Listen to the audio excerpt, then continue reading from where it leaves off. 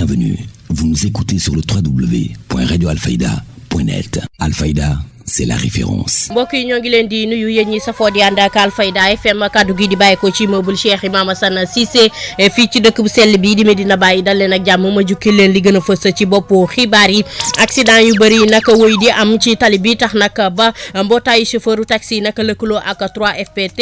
ci tàggatu nag diiru juróom-ñeenti fan yoo xamante ne bi tàmbali nañ ko ni ngi démb ñaar fukk ak juróomi chauffeur nag nañ ñu fas yéene tàggat ci lu jëm nag ci code de la route waaye nan lañuy defit ba moytu accident yi ci tali bi tàggat ba nag ñu koy amalee ca chambre de commerce bu Kaolack daañu ca dikk ci biir xibaar yi. gannaaw gàmmu ak gàmmuwaat nag ba mu daal di jàllee ci jàmm kuréelu COMAF nag ak Ansaarud-Din amal nañu ndaje ni gi nag ci samedi gi ñu weesu nag di ca daal di xayma lépp nag lu ñeewal wàllum gàmmu gi ak wàllum organisation ak lépp loo xamante ne bii doy na nag ci benn yi nga xamante ne bii ay jafe-jafe la tamu jot caa am daañu ca dikk ak soxna Ngoone Njaay kuréel gi nga xamante ne bii nag ñoom ñoo yor lu jëm wàllum forage yi si dëkk kaw gi amal nañu ndaje nag fii ci diwaan bu Kaolack di ca waxtaane jafe-jafe nag wàllum ndox yi nga xamante ne bii dëkk yooyu la ñu ngi koy dund te nag nee nañ flex wu daal ñoo leen ko daal di teg waaye saafara gi nga xamante ne moom lañ ca daal di bëgg ñu ko fa doon waxtaane dañ ca dikk ci biir xibaar yi. ñonguloor nag dëkk la faytee foofule ca Fatick artiste bi nag di Simone Sène moo fa daal di génnee ab clip boo xamante ne bii mu ngi ko jagleel Roi Salmon Faye mi nga xamante ne bii nag nekkoon na buur nag foofule nga xam ne moo di ca diwaan ba jaar-jaaram waaye itam tagg yi nga xamante ne bii dugal na ko ca biir clip boobule dañ ca dikk ci biir xibaar yi buñ ca noppee dañ ca toftal xibaar yi bi ci réew ak Aline Badara Diop tàggat yaram ak Serigne Moussa Kandar keppale ko li ci yéene kaay ak Seydina Omar Cissé mbokk yi le bokk ci li fi nar a ruusee ci ay xibaar ngeen taaxilu tuuti ma dugg ak yéen ci yàttal week faram fàccee bi gannaaw bàkk bi lay doon. xibaar yi ak Mariama Ba. bàkk ba jib naa ba noppi Alfayda FM kaddu gi di bàyyi ko ci dëkk bu sell bii di Medina Baye juróom-ñeent fukk yu toftal benn ngeen koy teewloo ci diwaan bu Kaolack nangaan Sénégal ak li ko wër tey nag di talaata fukki fan ak juróom ci weeru octobre atum ñaari junni ak ñaar fukk ak ñeent njàppalu code du sec keneme la ñuy seen ci machine bi na ma ko junjee woon ca bopp ba noonu lay duggee ci yàttal week faram fàccee bi mbootaay bi ëmb nag chauffeuru taxi yi amal nag lëkkaloo ak 3FPT ci tàggatu nag diiru juróom-ñeenti fan boo xamante ne bi ñu ngi ko nar a amal nag ci ñaar fukk ak juróomi chauffeur yoo xamante ne bi ñoo faytee fii ci diwaan bi ci nan la ñuy def it tamit nag ba moytandiku wàllum accident ak wàllum code de la route bi nan la ñuy def nag ba daal di ciy topp ngir mooy lépp loo xamante ne bi jéey la ci kaw tali bi tàmbalip lu jëm ci tàggato googule Cheikh Tidiane Diagne lañ cay àndal. accident yi ci kaw tali bi fi mu ne jéggi na dayo ba ku ko waxul sax joxoñ ko lii nag moo sumboon ab formation boo xamante ne ñu ngi doon tàggat ñaar fukki chauffeur ak juróom fii ci capitalu Saloum diwaanu Kaolack ci lëkkaloo gi ñeel regroupement communal bi ak 3FPT Maguette Bane mooy secrétaire général regroupement chauffeur taxi urbain yi fekk baax fii ci diwaanu Kaolack. regroupement communal bi nag moom moo saisiroon 3FPT depuis accident 6 kilo bi mu amee parce que ñun aussi dañu nekk ay responsable transport di xool ak xalaat nan la ñuy def pour améliorer le secteur xool manquement yi ak fay yi ñu xool nuñ koy régler ñun bi ñu defee suñu ay études gis nañ ni 90% yi neexut a wax nag parce que ñun ay chauffeur lañ mais li ëpp ci accident yi chauffeurs yi ñoo ko provoqué ci contexte boobu nag ci lañ xalaat ñun il faut ñu defal leen ay renforcement de capacité xamal xale yi chauffeurs yi code de la route. ci biir chambre de commerce ñu fay seen ay chauffeuru taxi waaye tamit chauffeuru car ñiy dawal camion ak yeneen xeetu chauffeur yoo xamante ne ñu ngi ci yeneen fànn ñoom ñëpp nag jàngal nañu leen lu bëree bëri. jàngal na xale yi loo xam ni am na ay mag yu dawal ba bàyyi te xamuñu ko woon ci wàllu tableau yi ci wàllu limitation de vitesse ak conduite comportement formation bi nag mi ngi doog a débuté pareegul ñu ngi fi pendant 9 jours. bu ñu jógee ci tàggatu gi nag ñoom ñi seen liggéey mooy fexe ba xibaar bi seen yeneen naataango yi nga xamante ne ñu ngi ci kaw tali bi ñu daal di kiy jotee lii itam waxtaanee nañu ko ci formation bi ñu amal ci chambre de commerce. dañu ciblé benn groupe parce que ñooñu après ñoom ñooy servir de relais c'est-à-dire dañ leen di former pour après nag ñoom ñu mën a continuer di former ñi fi nekk même bu ñuy jàll ba ci département yi ci dëkk yi nga xam ni alors ñoo wër Saloum Kaolack si nga xam ne dañuy yëngatu ci transport ñu jëm leen a xamal former leen. chauffeuru Kaolack yi di yëngatu ci wàllug dawalum taxi daal di wax nag jafe-jafe yi nga xamante ne am na ci kaw tali bi bokk na ci tali yu yàqu yi nga xamante ne defar ko jot na bu ñu sukkandekoo ci ay kàddu Maguette Bane mi dikkaat tamit ki renouvellement parc automobile bi. parc automobile bi nag dañ ci am yaakaar ñu liggéey ci liggéey bu mucc ayib ñu gis avec la nouvelle technologie actuellement tubaab yi oto yi ñuy defar yëpp c'est des voitures électroniques automatiques ci contexte boobu nag biñ ci liggéeyee liñ ci war a liggéey ñun le regroupement communal on a demandé une formation ñu bind waa 3FPT ñu nekk aussi ñu jar a bàyyi xel ñu état war a gën a dooleel muy 3FPT. tàggatu gi door ni ki démb war a jeex juróom-ñeenti fan ca kanam li lépp nag liñ ci jublu bokk na ci fexe ba accident yi nga xamante ne day am te chauffeur yi nangu ne ñoom am nañ ci cër bu yaatu mu dal di wàññeeku. Moussa Senghor nag formateur la dikk na nag ci solo gi nga xamante ne tàggat googulee am na ko ci chauffeur si ngir itam nag ñu mun a moyu lépp lu jëm ci wàllu accident waaye tamit nag mu wëy di woo nag ñi nga xamante ne bii ñoo di kilifa yi ngir daal ñu yokku panneau doo daan yi nga xamante ne bii ñu ngi ci yoon yi kàddoom Cheikh Tidiane Diagne moo ko taataan. waaw li ñu leen fiy jàngale nag mooy conduite défensive nan laa mën a def ba aar sama bopp nan laa mën a def ba aar oto bi conduite rationnelle et préventive nan laa mën a def ba sakkanal sama carburant nan laa mën a def aussi ba yenn panne yi ma éviter ko maanaam su may dem avant lan laa war a def mooy vérifier sama oto lan ak lan laa war a vérifier. jàngale aussi code de la route parce que code de la route mooy tënk dawal dafa am code de la route am règle de circulation da ngay dem ba ci circulation règle yi mooy wax ne kii moo war a dem ak kii moo war a dem code de la route day nekk panneau yi nga xamante ne moom la ñu teg ci tali bi wala ligne yi wala feu waaw client yi dañ koy am ci benn côté client mun na la jël ne la damaa yaakamti temps boobu munoo ko dab temps bi nga xam ne perte na ko munoo ko dab parce que munoo xeex ak temps bi nga perte munoo ko dab su fekkee yow calculer nga xam ne man fii lii laa war a daw parce que autoroute dafa am lu ñuy daw muy 110 maximum minimum 60 route nationale dafa am lu ñuy daw muy 90 ci biir dëkk aussi dafa am lu ñuy daw mooy limitation de vitesse à 50 su dee voies dégagées yi 80 soo xamee ne man dafa yaakamti temps bi ma jox munuma ko daw mieux va nga bañ a dem comme buggoo ko tardel te moom munu la teg aussi nga daw yoo xam ne waroo ko daw autorités yi am nañ ci cer surtout waa Aziroute moom laa leen wax léegi waa Aziroute il faut ñu jógaat sampaat panneaux yi xool aussi ndax fi ñu leen samp foofu la parce que dañoo am différents panneaux am na panneau de danger am na panneau d'interdiction am na panneau d'obligation mais aussi panneau d'indication kon panneau bu nekk dafa am fu ñu koy teg bii dañ koy teg ñuy naan signalisation avancée mooy panneau bi nga xam ne dañ koy teg avant danger bi su nekkee ci biir dëkk day nekk à 50 mètres avant danger bi soo demee ba foofu nga fekk fa panneau bu bula boo xam ne moo lay won ne egsi nga ci danger bi su fekkee ci àll la day nekk à 150 mètres soo dawee 150 mètres après panneau boobu nga egsi ci danger bi fekk fa bu bula xam ne egsi nga ci danger bi mais parfois da ngay daw gis panneau danger ñëw ba foofu 50 mètres doo gis bi lay won ne egsi nga parfois doo gis panneau doo daan da ngay ñëw ba yéeg doo daan door a xam ne yéeg nga doo daan kon autorité yi waa Aziroute war nañ ci jógaat sampaat panneau yi. ñu dem ca beneenu ba xibaar Union nationale des forages ruraux ci Sénégal nag amaloon seen assemblée générale fii nag ci diwaan bu Kaolack ci nag taxawaay gi nga xamante ne bii bëgg nañ koo am ci seen bureau national boobulee ngir nag ñi nga xam ne ñoo faytee ci dëkk kaw gi mën a am nag ndox mu baax waaye ndox mu am it tamit nag qualité seen ndaje boobulee Alioune Badara Diop lañ cay àndal. diwaan bu Kaolack ndangaan doonoon nag célébé yoon Union nationale des forages ruraux du Sénégal amaloon nag seen assemblée générale fii ci dëkk Mbossé Kumba Jigéen bi nag ngir kat saytu jafe-jafe yi nga xamante ni nag ñu ngi koy jànkuwanteel. ñu nekk ay dëkk yu fasantikoo yu jógee ci biir Sénégal ñëw fii ci Kaolack parce que dañ jàpp ne Kaolack moom mooy célébrer yoon ñëpp ñëw pour ñu jéem a teg li nga xamante ni moom mooy bureau national boobu loolu moo ñu fi dajale tey fii ci Kaolack. bureau bi dañuy bëgg am interlocuteur boo xamante ni moom mooy wax ci wàllu woowu ci jafe-jafe yooyu parce que lu ñu doon seetlu mooy que ne dëkkaan yooyu ma tudd léegi dëkk bu ci nekk amoon na collectif am léegi ñooñu ñëpp kenn ku ci nekk di xeex ci dëkkam jàpp nañ ne bu ñu boolee suñu say ñu def ko benn collectif boo xam ne national la bu ñu dóoree moom mooy ëpp impact jàpp nañ ne képp koo xamante ni waxtaan nañoo ak moom wala jàkkaar nañoo ak moom li ñu lay wax dina nekk loo xamante ni Sénégal yëpp lay concerne. jafe-jafe yi nga xamante ni ko faral di gis nag ci monde rural bi nag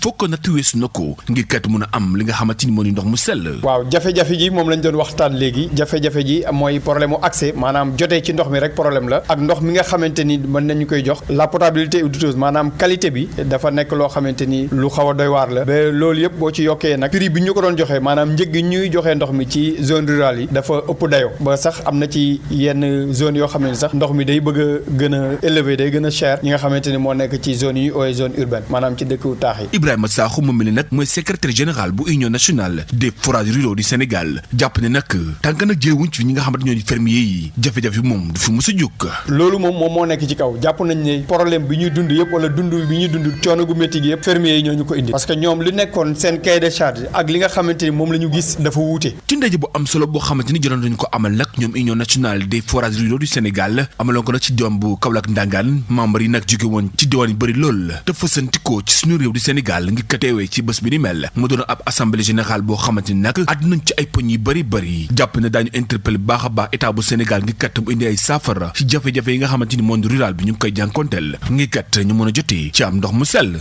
ca ndaje boobule sax nag la ñuy desandi El Hadji Ibrahima Soxna nag moom mooy secrétaire général kuréel googule nag àdduna ci li nga xamante ne bii dëkk kaw yi dañu koy dund ci ay jafe-jafe ci wàllum ndox ci ndox nag bu ñàkk wóori di ak itamit nag ñàkk doy ci seen dëkk yooyule waaye nag kam ñamu ca joxoñ daal mooy ñi nga xamante ne bii ñoo di waa Flex wu kàddoom Alioune Badara Diop moo ko taataan. ñoom dañ waxoon ne bu ñëwee ndox mi day gën a jotale dañ waxoon ne dañuy indil ndox moo xamante ni coût bi day moindre coût bu jàppandi lay doon ci monde rural bi te dañu waxoon ne aussi ndox mu am qualité lay doon mais li ñu gis yëpp moo ne lépp loo xamante ni waxoon nañ ko le contraire la ñu gis ñu da ngay gis dëkk yu mel ni dëkk yu ñu dëkk ndox mi ñuy jox ñun par exemple à Kër Madiabel def nañu test yi gis nañ ne ndox mi qualité bi demeewul noonu doonul ndox sax bu ñu war a naan loolu déjà problème la te gis nañ ne dëkk yi nga xamante ni ñoom ñoo bokk ci forage yi nga xam ne ñoom lay Flex di jox foofu am na ci ñoo xamante ni bu ñu yeewul 4 heures du matin duñ am ndox am na ci ñoo xamante ni déjà mën nañ toog toute une journée duñ am ndox beneen affaire bi moo ci yokk mooy coût yi nga xamante ni moom la ñu teg monde rural bi coût de branchement yi dafa cher coût yi dem na ci 99 000 moo ci gën a tuuti wala des fois mën na ko ëpp te loolu gis nañ ne problème la parce que bu njëkk ba fi nga doon génnee 30 000 francs nga am sa robinet am sa ndox muy xelli léegi da ngay génnee lu bëgg a mat 100 000 francs ñu jàpp ne loolu dafa ëpp te li nga xamante ni moom lañ ci yokk ci loolu mooy que non seulement coût bi dafa cher mais coût bi duñ ko jëlee ci dëkk ba te loolu aussi mu nekk jafe-jafe yoo xamante ni jafe-jafe yu ñu dund la par exemple da ngay dem ci dëkk ne ko yow amoo droit laal sama branchement yi amoo droit laal suñu installation yi donc du coup ñoom ñooy indi tout le matériel boo xamante ñoom ñoo koy defaree ñoom ñoo lay indaale sax parfois seen plombier bon loolu bu fekkente ne day continuer ci dëkk yi moo ne plombier yi nga xamante ñoo nekk ci dëkk dëkkaan yi ñoom dootuñ liggéey maanaam yenn boutique yi nga xamante ni yenn kenkaari yi fa nekk di jaay di liggéey pour am dara ñoom aussi bu yàggee dootuñ liggéey parce que bu fekkee dañ lay indil tuyau indil la robinet indil la accessoire yi nga xamante moo ci war a ànd yëpp ñoom ñoo koy indil fu ñu koy jëlee xawma ko bu ko defee waa dëkk ba lan lañ leen di bàyyee yooyu yëpp bu ñu ko boolee daal dañuy jàpp ne ñun dafa nekk urgence fi mu toll nii pour que fermier yi jógee fi bàyyi gestion ndox mi ñi nga xam ne ñoom ñoo nekk ci dëkk yi. ca Kolda la ñuy dem nag ci dëkk bi di wuyu ci turu Dabo nag nekk ca yoon bu mag bi nga xam ne moo jëm ca diwaan bu Vélingara la ñu fekk daal benn nit koo xamante ne dafa ñàkk bakkanam te nañu ko fekkee daal gis nañ ne xaw na faa yàgg ba ñu gëstoo nag si nañu xam ne daal moom mu nga fekk baax foofulee ca réewum Burkina am nag lu toll ci fanweeri at ak ñett Baba Moulay Balde moo ñu ci indil ay leeral ci micro bi lo Diallo. dañoo gis benn nit boo xam ne ni dafa yoroon benn moto de forme Apache moo daanu si wee à 7 kilomètres de Dabo donc foofu à côté dafa amoon benn xale bu doon jógee école bu doon ñibbisi moom moo doon dem man dama foogoon noonu bon nag moo dee si à côté mais nag xale bi bu mu demee pour tuur ndox dafa yuuxu mu ne du nag moto moom moo fa nekk ñun nag bu ñu ñëwee ñun ak benn sàmmkat dañoo fekk benn nit boo xam ne ni moom dafa newoon déjà deewoon na ba pare moto benn à côté ak benn sac ainsi dañoo woote bon ci sapeur pompier yi ñu woote gendarme yi nekk Dabo ñoom ñoo ñëw ak sous-préfet bi ñoom ñoo woote après sapeur nag ñëw mënuñu woon jege corps bi parce que corps bi au moins dafa diire woon foofu donc ci la ñu woo service d'hygiène désinfecté lieu yi ensuite ci la ñu ñëw xool papier waa ji ñu fekk ne waa ji njëkkate burkinabé la bon si passeport am ak si pièce d'identité am pièce yi nekkoon foofu tur bi santé bi Korogo la ci la ñu jël nag lu nekkoon foofu yëpp si bagage am ñu ne moom dañoo woote daje ak keneen koo xam ne ni moom mbokkam la mu yoon booru Kédougou ñu ne waa ji côté boobu la jógee 33 ans la am foofu la ñu yem ci la ñu ko suul nag sur place parce que mënuñu koon yóbbu feneen foofu lañ ko enterré. yéen a ngi déglu xibaar yi ci Alfayda FM 90.1. juróom-ñeent fukk yu toftal benn ci diwaan bu Kaolack nangaan xarale yees yi tax ngeen koy teewloo ca biti réew ñu dem ca beneenu xibaar lu jëm nag ci tolluwaayu réew mi koom-koom gi ak nag ni ñu ko war a suqalee ñu gis te nag ñëpp ñi yëngu ci politique ñu bari nag jamono ji taxawaay googulee nañu am bokk ca nag Babacar Sarr mi nga xamante ne bii moom mooy président mouvement ànd defar Sénégal ca Sibassor la ñuy teewlu ci micro Assane Diouf. waaw boobu mooy volet économique parce que ci volet politique bi laa la wax léegi lan mooy citoyen waaye tamit citoyen tout court daa am fu muy góor pour que moom mu sentir citoyenneté moo tax couple boobu doo leen dissocier rek jafe-jafe dafay am ñu ni tamit ci li ñu yër ci parti yi ci lu bari ay mën nañuy wax ni rek développement mais quel développement moi je préfère la démocratie du développement maanaam koom-koom lu mu bari ci réew te tasul ba dem fa mu war a dem du koom-koom dama koy jëlee ci entité bi gën a ndaw nga ne wala par exemple commune ñu nattal ko lu ne lii mooy budget bi su nekkee ne ka dëkk ba du sentir sax ne xam ne ndax budget am na su nekkee ne ki nekk dend sax ci biir dëkk bi du sentir ne budget am na loolu amul njëriñ ñun dañu ne dañoo war a changer façon politique boobu façon xam-xam boobu dafa xewi li xew mooy gis nga fi nit ki nekk fi sénégalais bi nekk nañ ko fekk foofa dooleel ko dooy dooleel nit da ngay def ci moom xam-xam dooy dooleel nit du amee xam-xam da nga koy financer dooy dooleel nit soo ko financer ba pare nga gunge ñun nag mënuñ lépp waaye yàlla may nañu xëy na am nañ xam-xam bi xam nañ li ñu bëgg a def pour mën faa yegg loolu moo tax man fi ma dëkk ma am ay yoo xam ne jot naa ko fi def ci kurti ma gisoon ne jigéen dañoo sonn nga dox distance boo xam ne da ngay jógee Ngoloj fële ñëw Sibassor ngay jógee Jomxel fële ñëw Sibassor surtout nag duñ koy def heure yi ñu koy def mooy heure yi ngoon wala heure yi suba loolu lañ koy def nga yenn xale bi parce que du nekkee ne yow xale bi dafa jàngi yow soxna si yow yaay dox ñëw wol si mu nekkoon sama mébét moo tax ma yóbbu mu leen ca la ma am ma yóbbu ko Ngoloj Nduuréen beneen ba ma yóbbu ko Ngoloj Jarna beneen ba ma yóbbu ko Jomxel ci sama tournée it ma yàgg di dégg surtout nag bi ma ci gën a frappé dama dem ci dëkk boo xam ne ay tuubeen lañ. ca wéyalu kàddu Babacar Sarr nag mu nga cay xamle li muy faral nag di jàppale askan wi ci seenu yitte ci tabax nag ay jàkka ak naka financement yi nga xamante ne bii dafa koy faral di ko jàppale jigéen ñi wéyalu kàddu Massane Diouf moo ko taataan. ñu ne ñun de lenn rek moom lañ soxla mooy jàkka ma góorgóorlu ca tonne de ciment ya ma amoon sédd leen ca ñu commencé jàkk ba tey tabax nañ jàkk ba mu yàgg loolu ci li ma gën a marqué la ñi nga xam ne tamit ay daara lañ woon wala ay daayira soxla woon ay sonorisation ca la ma tollaloon te am ko ñooña équipé naa leen waaye tamit dafa am loo xam nit ñi dañ koy négliger souvent te mu nekk lu am solo mosuma ko woon di wax nag ci télé mosuma ko woon di wax feneen def naa ko lu yàgg te kenn xamu ko ña ma ko defal rek lañ ko xam te yaakaar naa doomi Sibassor yaakaar naa mosu ko def 10 tonnes de ciment du ma ko defoon fii foog naa ne waxatuñu wax ay kër la mais dama ko dugal ci jàkka yi yii ñu koy réhabilité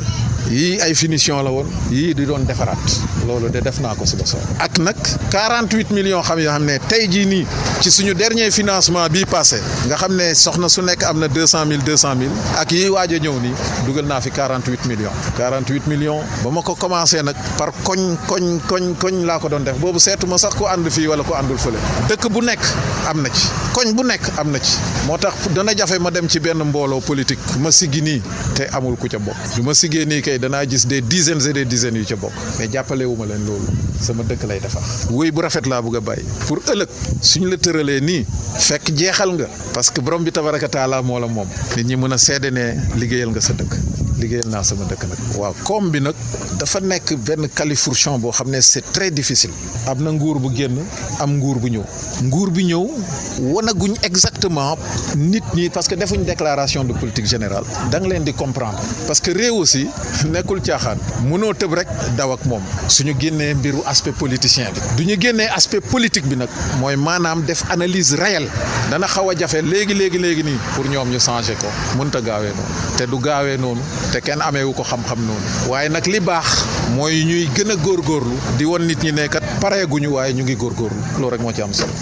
ñu dem ca beneen xibaar maire bu Kahone nag di Fatou Sène wane nag taxawaay gi nga xam ne am na ko ci wàllu jàng geek jàngale gi mu suqaliku ca diwaan bu Kahone tax nag mu jël ay jumtukaayu jàngeekaay daal yu takku daal di koy jox ñi nga xam ne ñoo di ndongo yi faytee nag ci fukk ak ñeenti bërëbu jàngeekaay yi faytee ca diwaanam kàddu madame la maire nañ ciy teewlu. bu ma nekkee maire jëluma le secteur de l'éducation jëluma les jeunes jëluma les femmes jàppale leen soutenir leen seen soxla nekk sama soxla kon man jarul ma nekk maire naa yem ci sama liggéey naa yem ci sama njàng toog croiser les bras mais si je descends ici au niveau de la base pour ne damay wut baatu askan wi mooy que dama am une ambition dama am une vision c'est accompagner ma population c'est soutenir ma population te mënoo soutenir population bi te jaarale woo ko ci ndaw ñi jaarale woo ko ci jeunes yi jaarale woo ko ci femmes yi parce que foog naa éducation nag c'est la base de tout pour nga mën a nekk un bon enseignant pour nga mën a nekk nekk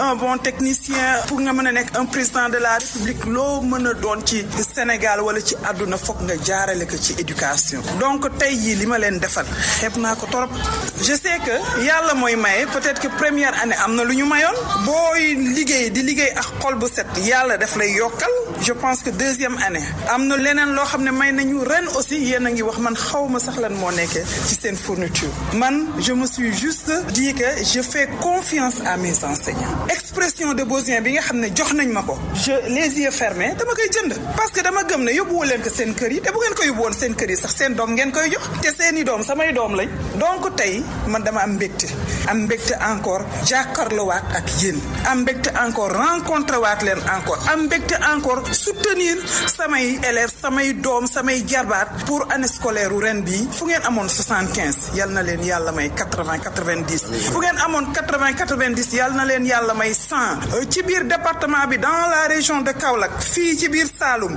ni ñu waxee Kahone capitale du Saloum dama bëgg ñuy naan Kahone a remporté dans le secteur de l'éducation le prix de l'excellence. ca wéyalu kàddu Fatou Sène nag mu nga cay xamle ne li mu def nag lu mu yàgg mbébét la ci jàppale ndongo yi waaye rawatina ndongo yi nga xamante ne bii nag ay jirim lañ ci naka seenu jàng gën a mën a suqaliku kàddoom ci micro Alfayda. li ma mën a wax ci orphelin yi moom mooy que idée bi ñu am nii ci orphelin yi dañ ko amoon avant même ñuy nekk maire. ci la idée bi ñëw ne ouverture bu jotee parents yi dañuy traumatiser wu pour rek ñu gérer seen doom sakkantuma nga nekk xale boo xam ne da nga ñàkk sa yaay wala nga ñàkk sa papa wala peut-être que sa yaay ak sa papa yëpp dundatuñu donc imaginez parent boo xam ne peut-être yow yaa ngi jàkkaarloo ak sa doom jàkkaarloo ak sa doomu frère wala sa doomu sœur war leen mën a jël en charge ñoom ñëpp donc moo taxoon ñun ñu xalaat ne bu ñu soutenir orphelin yooyu peut-être que jënd fourniture dina leen wàcc donc éducation dafa war a nekk loo xam ne ñëpp accès universel à l'éducation dañu war a mettre conditions yi nga xam ne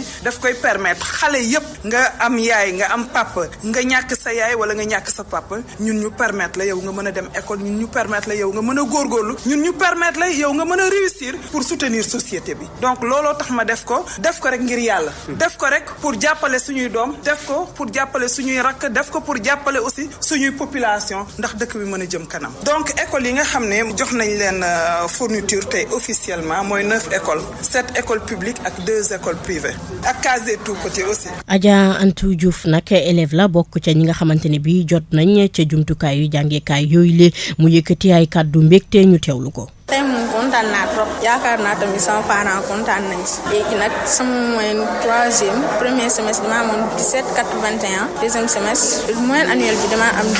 17,53 et lu ma bëggoon wax mooy sama parents yi rek laa bëggoon honorer j'espère que kontaan nañ si bëgg a gën a góorgóorlu pour gën a honorer samay parents tamit gën a am avenir bu nekkul hypothétique. waajur yi tamit nag mbégte gu mel noonu la ñu daal di am Anta Faye nag waajur la bokk ca ñi nga xamante ne bii seeni ay doom jot nañ ca jumtukaay yooyu lee mu yëkkati ay kàddu ñu teewlu ko. kontaante bu baax a baax ndaxte depuis bi sama borom kër nelawee ba ma ñëw ñibbisi fii suñu kër yaay defe naa madame Fatou Sène ba mu ñëwee fii avant muy commencé dugg ci mairie bi mooy bi muy ut mairie bi ba bi mu nekkee ci mairie bi defe naa boobu ba léegi jëndatuma fourniture chaque année mooy jëndal sama doom fourniture am naa nag ay mbokk yu ko def mais Fatou Sène dama koy gërëm di ko sant ndax chaque année mu jëndal sama doom fourniture boobu laa gëj a jënd fourniture waaw di ko sant di ko ñaanal yàlla toogaayam bi yal na ko fi yàlla taaj yàlla bu mu fi gis lu ko jaaxal maa ko koy ñaanal yàlla di sant yàlla bu baax ndax sonnu ma ci sama doom sonnu ma ci ndax chaque année dina am bagage te du ma ko jënd sant yàlla kontaante bu baax nag sama xol moo sedd te fi ngeen ma laajee da ngeen na yëngal sama xol ndax bàyyi xale bi nekkatu moo tax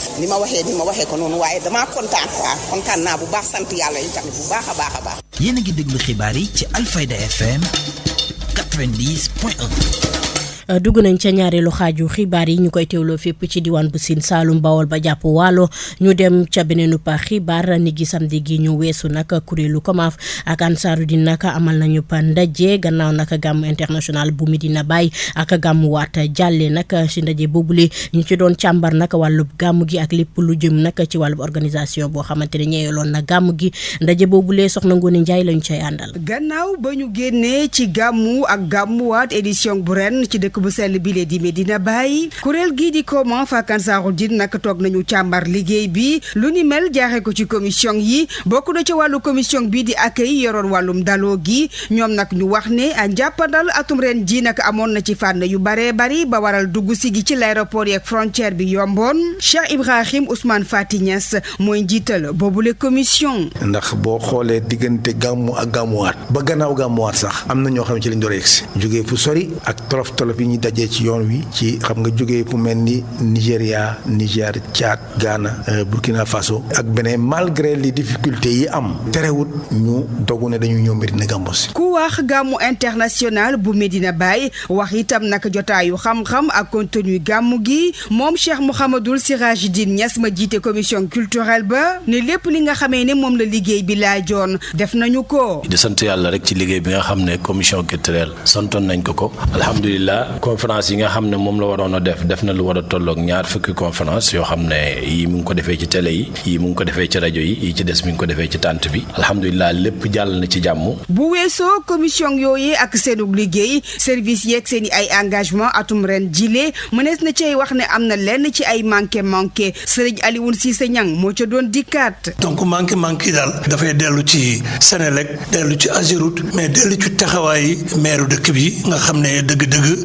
xaaroon nañ ci moom taxawaay bu ëpp. ànd ak jafe-jafe yooyu yëpp nga xamee ne pèlerin yi ak waa dëkk bi dund nañu ko moom Cheikh Mouhamadoul Sirajuddin Niass di wax ne ba léegi ñëwu kii di Cheikh Mouhamadoul Amine Ibrahima Niass ci gàmmu gi tax na taalibe ak organisateurs yi fàtte lépp lu leen naqari woon. sant ci yàlla bu baax a baax ndax bu ngeen seetloo ci gàmmu gu mag gi baaba taalibe dañ ko namoon dañ ko gëj a gis bi mu teewee taalibe yëpp dañoo santiraat seen bopp yëgaat seen bopp yëg ne baaba demut fenn mi ngi fi ànd ak ñoom. jaare ko ca ndajem évaluation boobee ñu doon amal moom Serigne Alioune Cissé Niang ma fa wuutu woon Cheikh Baye Mamoun Niass jotal na njëkk nag cant gu ñeel Ngor Nord ak préfet diwaan bi ca seen ak taxawaay laata ñi ñu àndaloon ci liggéey bi. président Baye Mamoun dafa am ngànt tey teewut fii uutal ñu ne ñi toog ci place am uutu ko lim joxe woon ci kàddu mooy mu gërëm ñi doon organiser d'abord kenn ku ne nee na lim ko santoon doon ko xaar ci moom gis na ko ma gis na lu kawe njortam ci loolu ñaanal na leen gërëm na leen. gàmmu international bu Medina Baye atum ren jile taalibe yu bare bari yi nga xamante ne ñoo jóge ko woon ci diwaan yu fasantikoo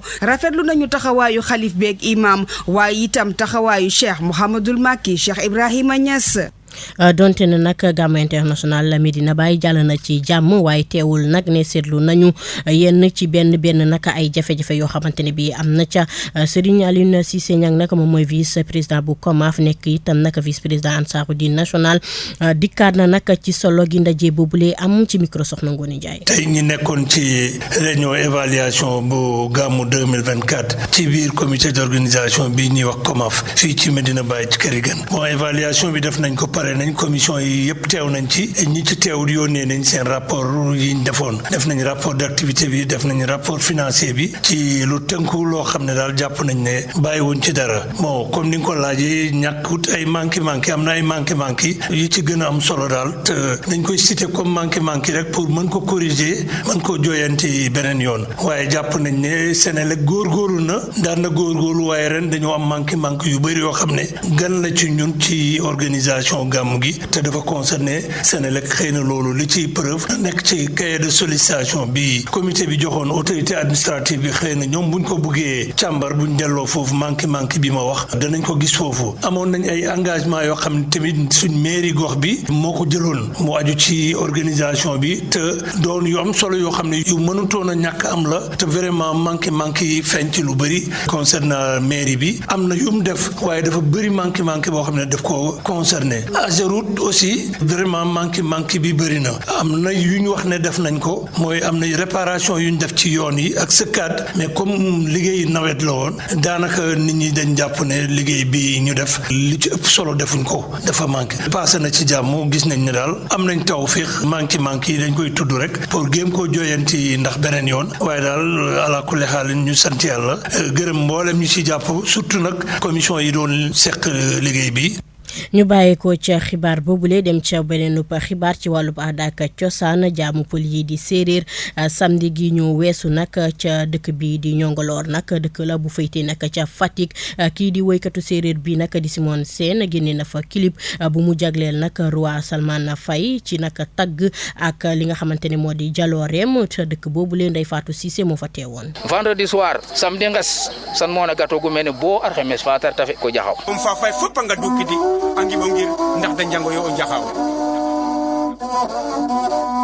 teña ka pena jëf kim to vilor ñam kiram Salman Faye mi ñuy woy nii dafa am lu mu doon bañ am lu mu doon incarné ba tax mu am tur bi mu am doole bi mu am fula bi mu am ay setam kenn yebbu leen Salman Faye bañkat la woon. suuf sa fees dell ak histoire Njongoloor village baa nga ca Fatick. la ko dalee ci waagaan tening mi nga xam ne moom lañ doon wax fii léegi 1375 la ko Kangeer andi fii Kangeer mooy nginaaru ci yenn bindikat yi moom moo jëlee Maasawaali Gaabu andi ko fii yóbbu ko ba Mbiisel Kangeer moo jëlee magu waagaan bi Tase Fay yóbbu ko Njoon Mangaan yàggu fa ñu ne foofu jigu leen mais waagaan bii ngeen di gis Mbiisel lañ ko fale mu ne day yóbbu capitalam feneen Kangeer moo ko tegtal penc mi mu ñëw def fi résidence buur bu falooti sant Fay Jaxaaw mooy doon sa palais waaye Njongoloor mooy doon sa résidence bi nag ki ko mujjee mooy Biram Kodu Salmon Faye. histoire roi Salmon Faye Buur Siin 1871-1878 hommage ni ak sargal artiste compositeur séeréer bi di Simon Faye defal ko ci ab vidéo clip. alaxa sa Biram Kodu Salmon afino ma de sini me fa tingi ma Salmon Biram Kodu na kimel Faye Biram yaane waakan mon ko li Njongoloor sit ba ñu ko dippee ca dëkk ba. moom moo dëkkoon fii bii moo nekkoon penteñam fii moo nekkoon pencam guy gi buur nag buñ ko falee Jaxaw mu sant Fay dana ñëw ba fii ñu jox ko plante fromager mooy mbudaay ci séeréer mu samp ko géwél yi bàkk ko mbudaayo ndep too ko jox mooy penteñ ko yu bari yi ngeen di gis. conférence ci dundam ak i jalooreem animation musicale laata journée bi di jeex ak présentation vidéo clip bi nga xam ne kon artiste séeréer bi di Simon Sène def na ko ci buur Salmon Faye ci journée boobee nag xam ne waa dëkk ba teewee nañu ko maire bu Diouroup en tant que autorité nag dalal na fa gan ña gouverneur bu région bu Fatick directrice centre culturel régional ba di ki nga xam ne moo ko fa teewaloon Buur Siin yabal délégation ci ñi nga xam ne nag ay kilifaay politique lañu bokkoon na ci Thérèse Faye Diouf fayam la ka pena jëf kim to filor ñam kiram agar pole aref ñaaxar areta maqaj bo ngayo xem fo fa pene fop a njega joko njal no ndano nge waagan Kumba Sanjaan fa wasila yàlla tiñaan maire bu commune bu Diouroup nag doon it tamit nag sët ci roi Salmon Faye nag teewoon na ca xew-xew boobule ca dëkk boobule nga xamante ne bii moo di Njongoloor nag di wuyoo ci turu Tamsir Faye ñu teewlu ko ci micro Ndeye Fatou Cissé. waaw tey dañu ñëw Njongoloor ci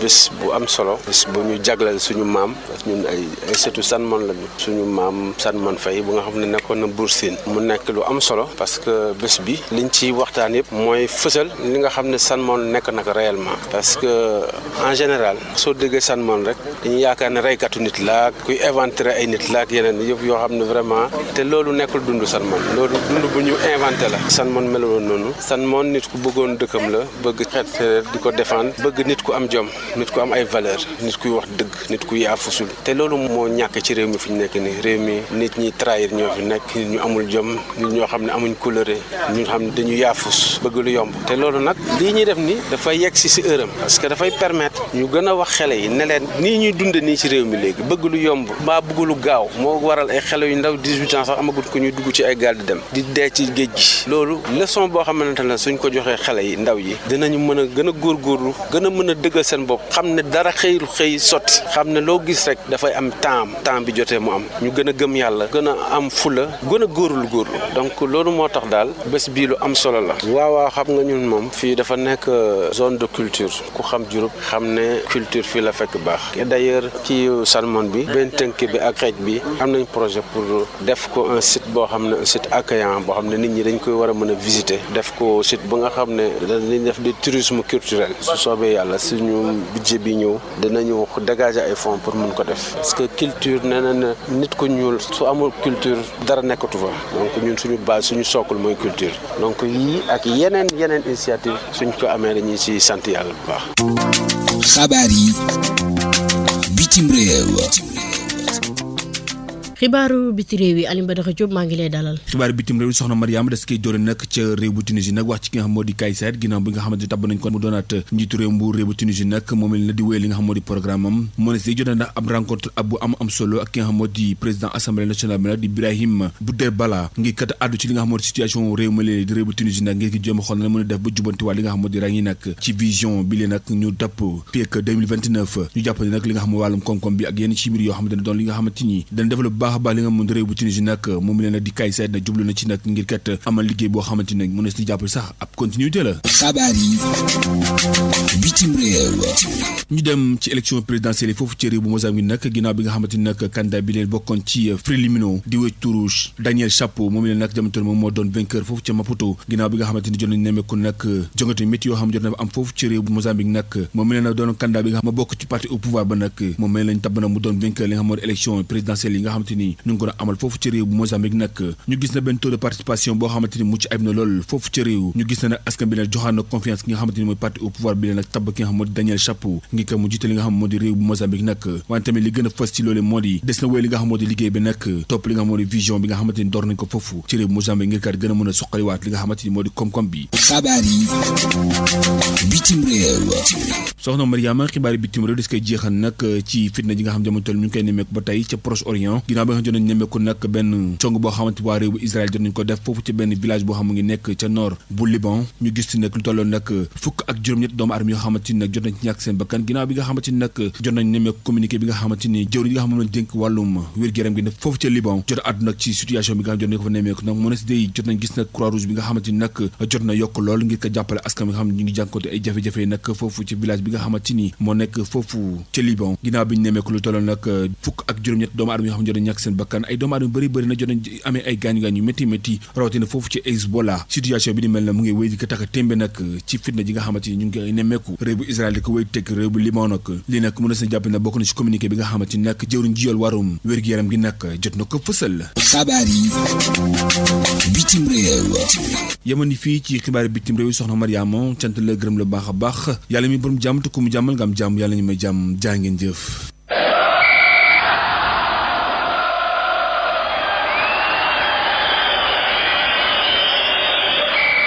xabaaru tàggat yaram. xibaaru tàggat yaram yi Serigne Moussa Kane maa ngi lay nuyu. Mariama Ba maa ngi lay fay tey nuyu mbokk auditeurs yi ñaanal leen jàmm di ko sàkku ci ñoom xibaaru tàggat yaram yi dañu koy doore ak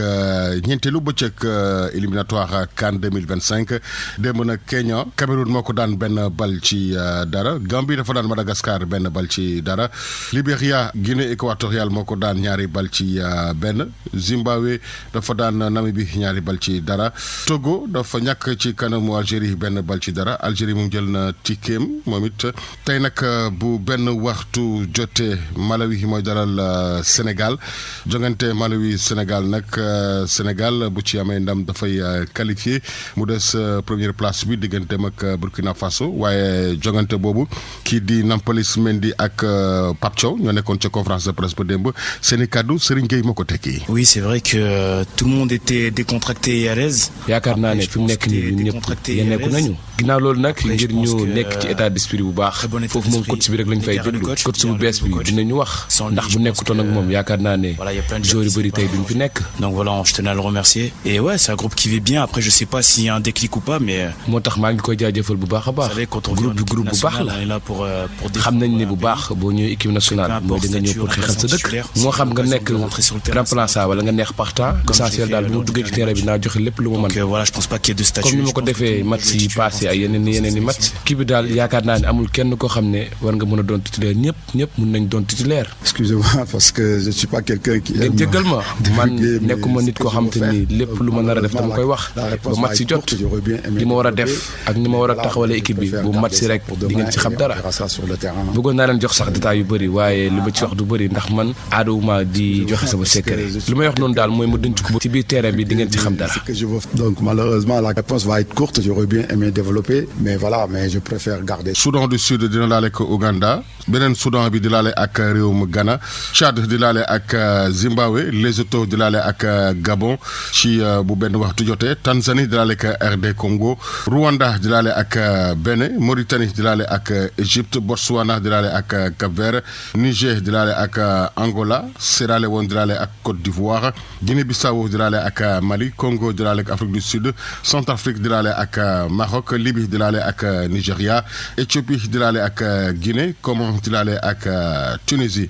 tey bu jongante yëpp jeex na des na xam fukki équipe ak juróom benn yi nga xamante ni ñoo njëkk a qualifié ci Coupe d'Afrique 2025 ñu dem ca denduk Europe nag ca Ligue des Nations Kosovo dina laale ak Chypre Lituanie di laale ak Roumanie Bélarussie di laale ak Luxembourg Irlande du Nord di laale ak Bulgarie démb France dafa daan Belgique ñaari bal ci benn Italie daan Israël ñeenti bal ci benn Bosnie Hongrie moo ko daan ñaari bal ci dara Allemagne dafa daan Pays-Bas benn bal ci dara Géorgie Albanie moo ko daan benn bal ci dara Ukraine République tchèque ku nekk benn bal nga dugal sa morom Islande dafa ñàkk ci kanamu Turquie ñeenti bal ci ñaar Pays de Galles dafa daan Monténégro benn bal ci dara zone Amérique du Sud qualification mondiale bi tey Colombie day laale ak Chili bu 20h30 jotee Paraguay di laale ak Venezuela Uruguay di laale ak Équateur Argentine di laale ak Bolivie Brésil di laale ak Pérou ñu jeexaleek ak làmb tey lañu war a xam sax ki ñu war a tànn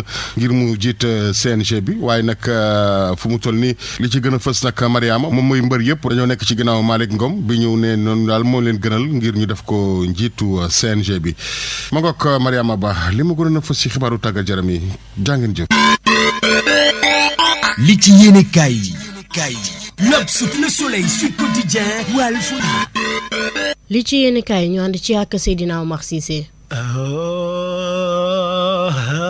lan bi kum ku doon laajte faali ngoya ngi xana ñi doon laajte projet Pastef bi démb Ousmane Sonko wan na ko Sénégalais yi toj ko leeral ko moo gouvernement bi ci teewaayu njiiti réew bu Sénégal projet ba nag fañ koo tuddee Sénégal 2050 yéene kaay tey ñu bëri fañ cee dikkaat bokk na ca info yéene kaay fa bind ne projet bi ci bind bu leer naññi yor yéene kaay ne vision Sénégal 2050 fañ koo tënk ci ñeenti ponk yu gën a am solo fa leen fas yéene jaar nag ngir suqali réewum Sénégal réew mi yéen a kaay ne Jomaay ak Sonko ginnaaw buñ duggee marché togg nañ liñ tegal sénégalais yi mooy Sénégal 2050 fañ war a jaar ba suqali ko informateur yéen a kaay ne Sonko kay fa mujj def déclaration politique générale am ba ci kanam askan wi muy toj di leeral gaay yi di ko tàccu ba tax yéen a kaay bi ne plan Sénégal émergent bi fi Macky Sall andi woon doon ko doxalee réew mi fi mu toll ni fañ koo suul deena wet bokkatut fañ ko rob cap jam ñaajo bés bi yéen a kaay na Jomaay fa ji xab guy gu mag mandargale ko Sénégal 2050 fa faa yëkkati kàddu nag moom njiiti réew mi fa xam le ne suqali gi ñu bëgg a suqali réew mi fañ ci ànd ak moom suñ bopp bañ a wéerooti ci kenn ci wàllu koom-koom waaye tamit fa ñuy xeex wàllu ger si du quotidien ne Sénégal 2050 fa nekk ci keppaaru guy gu mag ga baobab ndax fa ñoo xamal lancement bi démb mboolem jafe-jafe yi nekk Sénégal mboolem lu ñu war a suqali fañ ko war a jaaree nañ ko war a doxalee yoo nañ war a xaw lépp fañ ko bind ci lu leer nañ càmbar ko door di ko yeggee sénégalais yi le soleil yéen a kaay mel ni ku naan ko voilà fa nga may ma tënkal sénégalais yi projet Sénégal 2050 boobu yow seetal juróomi téeméeri junne xëy liggéey ñu jaaree ko ci wàllu tourisme tabax juróom benn corridor tabax ay yoon ba ci yoonu autorail bii Sénégal 2050 nag projet bi financement bi ñu ngi ko war a def ci lu toll ci fukki junne ak juróom-ñetti milliards ak juróomi téeméer suñu wàllu croissance yokkute ci koom-koom bi fañ ko bëgg a yóbbu ba 6,5% ak 7% loolu nag mooy ci diggante 2025 ba 2029 lu jëm nag ci askan wi li ñuy xam seen koom nga xam ne jamono ji mi ngi ci lu ëpp benn ak genn wàll ci dollar fañ ko bëgg a yóbbu ba ñaar ak genn wàll ci dollar l'observateur ne faa leen di wax secret procès Diomaye bi ak woo bi mu woo sénégalais yi ngir ñëpp jàpp ci ngir ñu liggéey réew mi ak yeneen yi ni mel ba ci critique gu syndicaliste yi wal fa jër yéen a kaay ne ko voilà bu fekkee critique rek ngay wax Bougane Gueye Dany fa defati mëninam fa attaqué projet Sénégal 2050 boobu démb bi ñuy pare rek ci la jano taskatu xibaar yi xamul lu mu leen bàyyil ci ñaawlu projet bi ni mel l'évidence yéen a kaay ne Bougane kay fa wax ne projet bi taf yëngal la Dakar Times ne Bougane kay fa taxal PSC Sonko bi dafa jàpp ne moo PSC benn la rek li ñu fi andi xamul benn coppite ca Tribune yéen a kaay moom Bougane fa xam la ne plan bi Sonko Sonko andi ca bu Macky Sall ba lañ ko tibbee rek ndax ña defaral Macky Sall PSE ñoo defar plan Sénégal 2050 maanaam photocopie la ci gàttal Vox Populi ne Bougane kay fa attaqué Sénégal 2050 bi Walf Fadjri yéen a kaay ne moom koy fa wax ne projet Pastef mësta am lii yéen a kaay na fa caa yokk ne nitu Macky Sall yi liggéey PSE ak document PSE moom lañ jël rek joxaat ñu ko maanaam fa ñoo tàngal ceeb rek ak recopier le quotidien yéen a kaay mel ni ku naan Bougane Gueye Dany faa foog na daal li olof yi wax naan ku sa wujj di sëlëm doo mës a set moo la dal ay yow projet bu leer nañ ñi ay borom xam-xam toog toj ko leeral ko yow ngay wax naan projet Pastef amul yoor yéen a kaay mel ni ku naan ko su fekkoon sax Bougane Gueye Dany xam-xamam fa màcc ci wàllu koom ñu ne waaw waaye yow xamoo ci koom-koom dara ñi seen xam-xam màcc ci wàllu koom-koom nag ñoo taxaw càmbar projet bi te fañ koo rafetlu enquête yéen a kaay mel ni ku koy dëggal ne ñi seen xam-xam màcc ci wàllu koom-koom bokk na ci Moubarak Lo ak Maysa Babou ñoom càmbar nañ projet bi waaye nag opposition bi moom seen liggéey la ñuy def sa wujj bu defee lu rafet yow doo gis lu rafet la te doo ko wax te doo ko nangu ndax soo ko nangoo dootoo nekkati opposant di sa yoon newu ci yow attaquer rek société civile bi nag ñoom fa ñu am jiixi jaaxa ci yëf yi ñi nga xam ne nag ñoo defar projet bi yéen a kaay bi ne Victor Ndiaye Souleymane Diallo ak Cheikh Modou Thiam maanaam ay sénégalais lañ demuñ bitim réew fay leen de ngir ñu defal leen projet déedéet moo xam ne nekk privé public ci yem nag seen xam-xam ci lañ sukkandiku ba defar programme bi Thierno Alassane Sall moom ci kujje gi la bokk ne man de faa yërëm sénégalais yi fii ba 2050 moom la Sonko wax ne ngeen toog muñ ko métti fii ba 2050 info yéen a kaay mel ni ku naan ko yow nag Ousmane Sonko fa laa tontu démb ndax fa mel ni fa xamoon ne da nga wax loolu Sonko fa wax ne waxuñ sénégalais yi na toog leen fii ba 2050 ngeen muñ de déedéet weer wu ne at bu nekk fa ñuy saafara jafe-jafe sénégalais yi fa ñuy liggéey fañ bëgg a yegg nag 2050 mooy Sénégal gu mucc ayib wàllu revenu bi fañ ko bëgg a yóbbu ko 50% bor bu nguurug Sénégal yoreel bitim réew fañ ko bëgg a wàññi 13% suñu xaalis réew mi nga xam ne fa manque budget bi fañ ko bëgg a joyanti 3% fa ñoo bëgg a defar tamit juróom-ñett pôle économique fexe ba Sénégal dootuñ ko yemale Dakar rek de déedéet diiwaan yi sax fa ñoo war a bokk ci luy suqali réew mi buñ demee nag ba ñaar fukki at ak juróom ci kanam su boobaa nag ci la ñu am Sénégal goo xam ne fa ñuy moom suñ bopp suqaliku ci fànn yëpp waaye loo gis ndànk-ndànk la te ndar xëyut sotti Bougane Gueye Dany ne ëllëg gu nar a métti nag fa la Sénégal jëm xam ngeen comme déet may leer leneen lu leer ba yegg ca nañ ja mooy ne Macky Sall fay ñëw Sénégal campagne si wote député yi waxuma ko nag Farba Ngom moo ko wax te nee na la wax lu leer naññ la Macky fay ñëw Sénégal lefay yéen a kaay moo ñu ko xamal la mu ñu xamal moom Libération mooy Cheikh Dieng bi fi jiite woon ONAS takk dere fañ koo déglu démb ci plainte bi nga xam ne waa ONAS fañ koo def Cheikh Dieng source a ne mboolem lu Cheikh Dieng tontu enquête kat ya nag ca wàllu oto bañ ko jox ak yépp lam ca tontu ma ngi ca biir yéen a kaay ba yéen a kaay bi di réew mi fa ñoo xamal ne jéegi Jóob bàyyi nañ ko mu ñibbi këram waaye nag fa fay ñaar fukki millions ak juróom-ñett nag te buñ ko bàyyee timit fañ ko def contrôle judiciaire yéen a kaay bi mel ni ku naan lii kay xel fa koo nangu fa ñoo wax ne fa ngaa jël xalal joo moomut soo delloo xalal ja kay fañ laa war a bàyyi nga dem moo tax ñu bàyyi ko dente moom nag waxoon na ne li ma joxe nii nekkul na faay firndeel na man faa sàcc alal ji de déedéet faay bañ a dem kaso rek man ma dem ci bés bi yéen a kaay bi xëy di ñu xamal ne xam na lu toll ci fukki élève xale yu jigéen yoo xam ne fa ñoo muuru dem jàng ji ca seen école collège catholique du Sine ba nekk Fatick waaye bañ yeggee fañ leen a dàq ne du ngeen dugg ci école ba kon loolu kaala bu kilifa yi war a lijjanti ndax fa ñoo waxoon ne loolu jeex na fi duñ nangu benn école def ko GP yéen a kaay moom fa ñoo xamal ne benn moodu fañ koo ray gu ñaaw ay sénégalais bi daal Argentine la nekk di liggéey teg taabalam di jaay waaye fa muy jaayee fa lañ ko fekk bojji ko paaka mu faatu ñàkk bakkanam allah waa ma ne xam ngeen tas ngeen yaakaaru njabootam gii nekk fii Sénégal mu daan liggéey doon leen yónnee kilifay réew mi nag fa ñoo war a taxaw ba ray gu bëri gi ñuy ray moodu yi ñu dakkal ko wala tubaab bu leen ray nañ jàpp tubaab ba ray ko waaye ñaaral fen la du mucc non moodu yi fa ñoo sonn de léegi bitim réew fa naqari xam xaalis yombut ba pare léegi nag fañ leen di ray mbokk yi li ñoo fi rusee woon ci ay xibaar Alfayda FM juróom-ñeent fukk yu toftal benn xibaar yi ma feggoo woon ci Codou Seck kenn mi ci machine bi ñoo ngi leen di jaajëfal yéen ñu doon teewlu xibaar yi kaddu gi doon bàyyi ko si studio Aline Momar Lo ci immeuble Cheikh Imam Assane Cissé fii ci dëkk bu sell bii di Medina Baye ñuy ñaan rek yàlla muy borom jàmm ku mu may jàmm nga am jàmm yaa nañu yàlla may jàmm fu ñu toog di dégg jàmm di gis jàmm mbokk yi cant ak ngërëm ñeen na leen way leen di ànd ak programme yu am solo yu Alfayda FM jërë ngeen jëf. xibaar yi ak Mariama Ba.